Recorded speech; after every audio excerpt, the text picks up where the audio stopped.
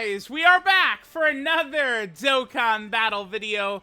So let's take a look at this free-to-play Super Saiyan Gohan we have right here. I'll just say I'm pretty disappointed. They turned what was a template for potentially a pretty exciting character, and I just don't think that this Gohan's going to be very good. It's just kind of like a bunch of like damage and stuff like that. I don't think that they gave this Gohan anything that will have him stand out. When you have like free-to-play characters like this, you really can't build them damage because they can't compete with the actual characters doing damage. There's so many like abilities and roles you could give a free-to-play character like this to make them really viable on teams, right? Like, you know, the superheroes category certainly is a category that could use extra options, right? Like, there's places we could have used this Gohan that would have been very advantageous, but they kind of just made him pretty boring and pretty not impressive, really. So let's look at his super attack effect real quick. I think he's only just getting 50% attack for one turn. He doesn't even raise defense. You guys know already how that's going to be. Actually, what is our defense right here at the start of turn? If we get back out, let's see, what is our defense? So we're at 153k defense. I guess let's put Pan in slot 1. We'll have this Gohan in slot 2. So what is his link? So his link set is Super Saiyan, All in the Family. What is that? Brainiac, Saiyan Lineage, Prepare for Battle, Kamehameha, and Shattering the Limit. Wait, actually, let me just quickly double check that this Gohan... I believe that's what his link set is. It's... one thing I'll certainly say is a bit weird, too. Like, look at this rotation, right? Like, these are the 3 characters from the movie, and they don't even really link up that well. I'm definitely not a fan of that, right? Like, they probably could have made these guys, oh, I don't know, link up a little bit better. So, on Gohan's first turn right here, he gets guaranteed crits. I don't really know why they would do that for a free-to-play character. I mean, we could just let the turn play out here. But this just seems very bizarre. So Gohan has guaranteed crits on this first turn. And then he has a guaranteed additional as a 70% chance of being a super attack as well. Certainly, I would say, like decent. Let's see what numbers we get. We're getting a decent amount of support from Pan. We got a bunch of links activated. 2.26. Okay, sure. Gohan does get 20% attack and defense with every attack performed. He gets 20% attack and defense with each super attack performed. Both of those only go up to a max of 58%, though. He gets a 20% chance to crit starting from his 3rd super attack. He gets 58% defense against an android category enemy. I don't know, dude. I don't know. Yeah, we just have Ultimate Gohan tear through him right here. This Gohan, he just kind of seems like to me, he seems like a wasted release. I don't really see what they were doing for him. I don't know. It's like, I feel like when we looked at what the free-to-play base form Gohan's kit was doing, that definitely looked a little bit better, right? There was a lot more potential, I would say, for the unit. Now, it's just like he's kind of like just like a middling damage dealer. It's like if you gave this same exact kit to like a Dokkan Fest LR, they'd be pretty good, right? But unfortunately, Gohan's not a Dokkan Fest LR. He's a goddamn free-to-play EZA. So it's not really going to work out so well. All right, this next super attack will be fully built up after this. Very strong rotation in terms of like support and stuff like that. Oh no, he has the same name as that Gohan right there. So we just we'll put the AGL Gohan in slot 1 is what we could do here. Okay, so we're at what, 324k defense? I don't understand. Why didn't they let him greatly get attack and defense on his super attack effect? That kind of kills him. If he could get 50% defense from his super attack effect, I think that would have strengthened him quite a bit. That would have been actually pretty helpful if he was able to do that, right? Because, you know, then at the very least, for a free-to-play character, he could be pushing like 500k defense or something like that. But it's like, dude, look at these numbers he's putting up. Like, what categories does Gohan have? So Gohan is on Hybrid Saiyans, Movie Heroes, Goku Family, Sibling Bond, Super Saiyans, Kamehameha, Bond of Master and Disciple, Bond of Parent and Child, Warriors Raised on Earth, and Superheroes.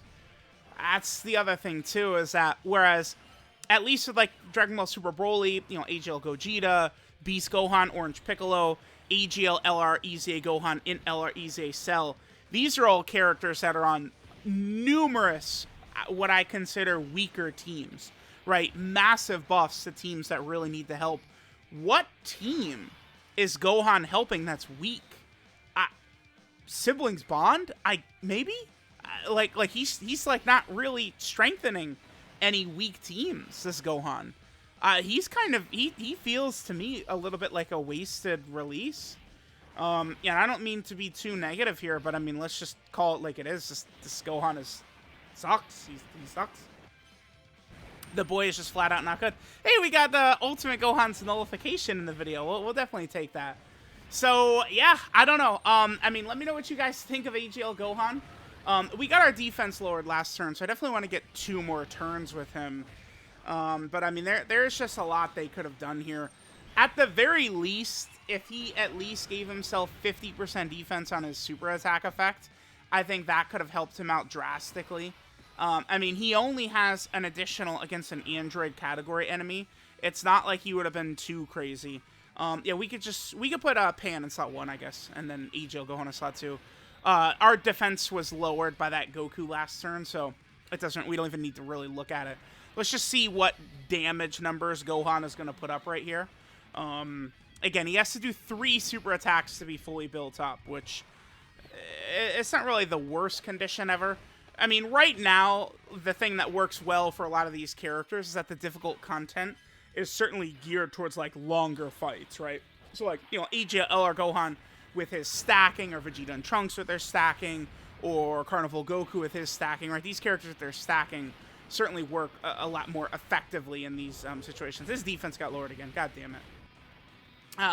But these characters, you know, are able to work a lot more effectively because these fights go on and on and on, right? And we're really able to build up. Yeah, I don't know. I think Gohan is just sort of, he exists, man. I'm sorry. What do you want me to say? Man, you think I'm going to really go super crazy capping for this free-to-play Gohan? It's like, apparently, EZAing him, too. All we have to do is just collect plushies from the events. Like, we don't actually even have to do, like, an EZA area or anything like that. So, very, very bizarre, right?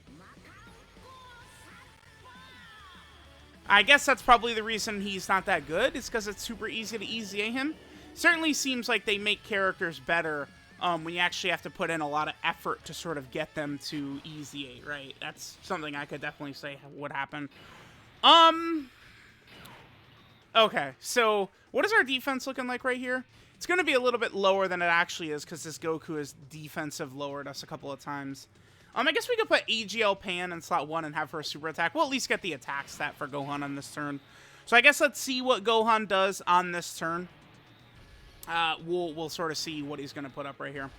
Gohan, give us a good number, I guess. The one thing that I do find really weird is guaranteed crits his first turn.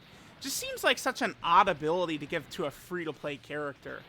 And again, if he was on some of these, like, weaker category teams that, like, really could use help, like, you know, that could be useful for Super Battle Road runs, but 5.85 is what we got damage-wise. He doesn't have built-in additionals. He's giving himself a 20% crit chance after he gets to the 3rd super attack in battle. Like, that's... He gives himself a 20% chance to crit, dude. Like, just get the orbs and we'll go on to the next turn. I can't believe it. A 20% chance to crit. 20%! Like, did they think they were doing something with 20% chance to crit? I don't know. I don't even know what, like how to make this guy better. again, we would start by giving him 50% defense from a super attack effect. At that point, at least he would be able to be a little bit more competent against normals in like some of the red zone fights against some of the tougher red zone bosses, but it still wouldn't be that crazy. I don't know. Perhaps they... What if they just uncapped his passive? So every super attack and every attack he does, he just infinitely builds up? I feel like that could have been potentially interesting as well, right? Like, there's stuff they could have done for this Gohan to make him interesting. It's just because he's free to play doesn't mean he needs to suck, right? Like, they could make these characters good, especially this Gohan who, again, is not buffing any weak teams at all. He's only on good teams. All right, so let's put Gohan as one. What is our defense here? He's at 400k. Again, I mean, that's around as high as it's going to get, unless we're doing, like, crazy shenanigans with, like, 2-turn attack buffs and stuff like that. So, there's this free-to-play Gohan. Let me know what you guys think of him, but unfortunately, I don't think he's really too crazy. No defense from a super attack effect. No real impressive abilities past the first turn when he has the guaranteed crits and the 70% chance to additional super. Just a very bizarre design for a free-to-play character. Very, very weird.